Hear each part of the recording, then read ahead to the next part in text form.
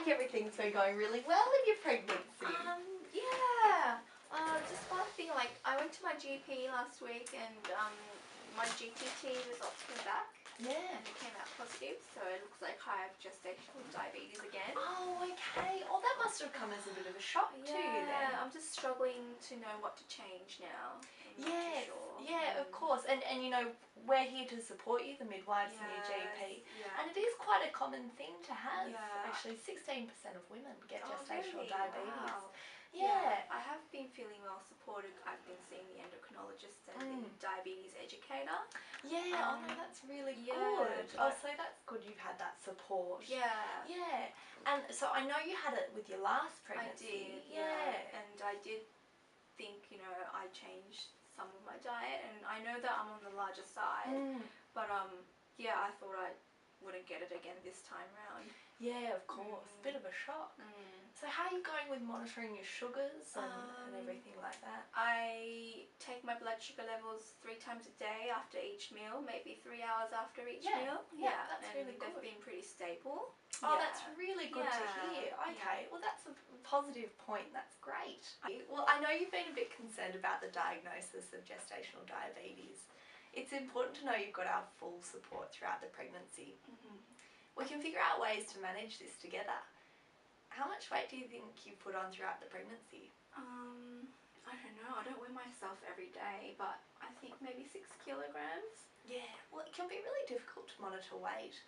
Well, from the measurement I just took before, it's about 13 kilograms from your pre-pregnancy weight. Oh my goodness, 13 kilograms? Yes. Oh, is that normal in pregnancy? Like, how much weight should I be gaining? Well, we go off something called body mass index. Now, going off your pre-pregnancy body mass index, weight gain should range between 5 and 9 kilos over the course of the pregnancy. Oh my goodness, 5 to 9 kilograms. So I've gained 13 kilograms and I'm only 28 weeks. I think I'd better start changing some things then. Yeah, well, that's a really good idea, Mayong. And it's fantastic you see the need for change and that you're willing to do something about it.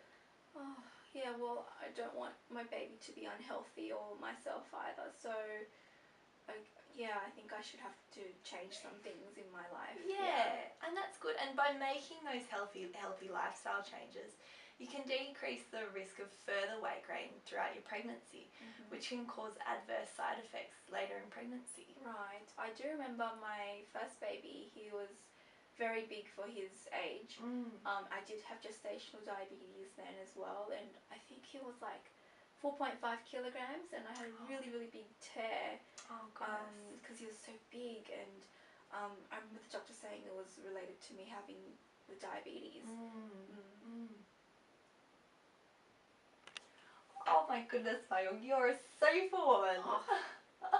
But you're right, so gestational diabetes and excess weight gain in pregnancy increases the risk of baby being large for their gestational age. Right. Not only that, but weight gain in pregnancy, especially in the first trimester, can cause adverse outcomes including high blood pressure, preterm birth, and increased risk of lower cesarean section. Oh, my goodness, Mary, I didn't realise weight gain in pregnancy had so many side effects. I thought I was supposed to eat for 2. I really should make some changes. I don't want any of these things to happen to me. That's really good you can recognise the need for change, Mayong. So let me see if I understand this. Okay. So you had gestational diabetes with your first baby. Yeah. And he was quite large for his age, right? Yeah. Yeah. So you've recently been diagnosed with gestational diabetes this pregnancy. Yeah, again, yeah. Yeah, and you've seen the endocrinologist and the diabetes educator, and you're managing and monitoring your sugars really well. Yeah, they've been fine. Yeah. So now we just have to talk about the weight gain, and we need to make some changes to your lifestyle that will help manage your weight. Okay. Yeah. Well, the diabetes educator was talking about maybe carbohydrates and how I should limit my intake.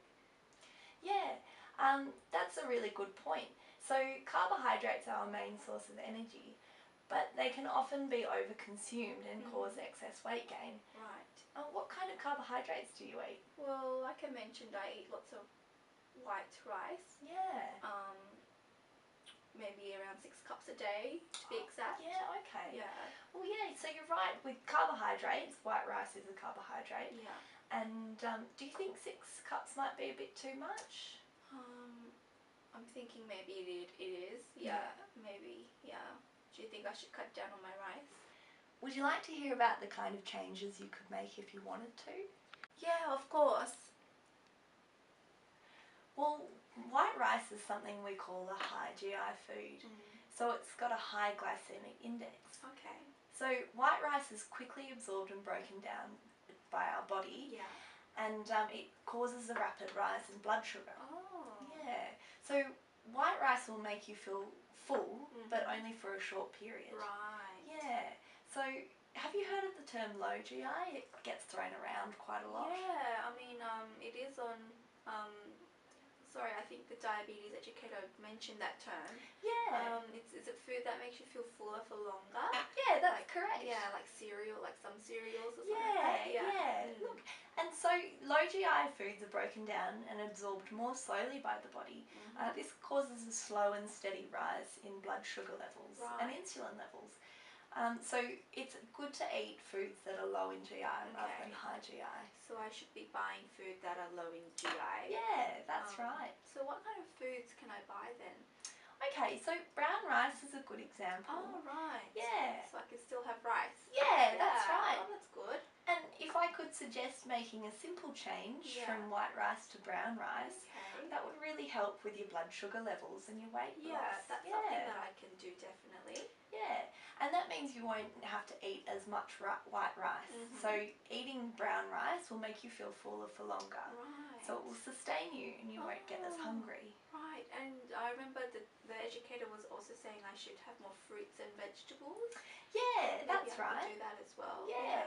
So the Australian Government Department of Health suggests that we have 2 serves of fruit and 5 serves of vegetable every day. Yeah, that's good. I already have 2 fruits a day, so that's good. I could just probably add in a bit more vegetables then. Yeah, that sounds like a really great idea. And eating more vegetables will also help us feel fuller for longer. Okay. Yeah. In terms of exercise, should I be doing any? Is it bad for the baby if I exercise? Yeah, well, as long as it's not extreme sports. Okay. Exercise is really good for you and baby. Right. Yeah. Okay. I think I could manage that. Yeah. Well, are there any kind of activities that you enjoy doing? I like going on walks, and I used to love swimming at the local pool. Oh, that's really good. Every morning, yeah. So. Yeah. Yeah. That's fantastic. Well, the Australian Government Department of Health also suggests that we do at least 30 minutes of physical activity most days of the week. Yeah. That sounds manageable. Yeah. 30 minutes a day, yeah. Yeah, that's really good. Okay. So you might consider increasing physical activity. A lot of people find this help reduce weight gain and decrease adverse outcomes for both woman and baby.